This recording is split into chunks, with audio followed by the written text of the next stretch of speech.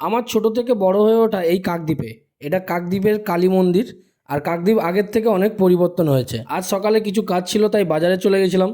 প্রথমে চুল কাটলাম। আমাদের কাকদ্বীপের ছোট্টুদাকে কে না চেনে, ছোট্টুদার সেলুন দোকান। আর ছোট্টুদা কি বিশাল স্মাইল দিল দেখতে পাচ্ছ।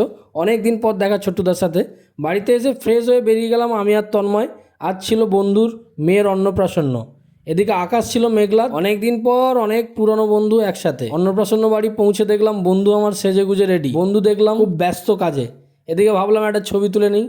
প্রচুর গরম পড়েছিল তাই একটু লস্যি খেয়ে নিলাম। এদিকে তন্ময়ের আমাদের লস্যি খাওয়া দেখে লোভ লেগে গেল, তাই নিজেও ছুটে ছুটে চলে এলো। এদিকে কি মজায় নাচছে লস্যি খাবে বলে। ওদিকে বাচ্চাকে কোলে নিয়ে ছবি টবি তুললো। তারপরে খেতে বসে গেলাম। তন্ময়কে সঞ্জু কি সব বলছিল, আস্তে খা আস্তে খা। খাওয়া দাওয়া কমপ্লিট করে বেরিয়ে পড়েছি। গন্তব্য কোথায় কেউ জানে না। স্কুটি নিয়ে বেরিয়ে পড়েছি তিনজন। যে যার কাজে ব্যস্ত থাকার জন্য একসাথে হওয়ার সময় হয় না। আজ বহু বছর পর সবাই একসাথে হলাম।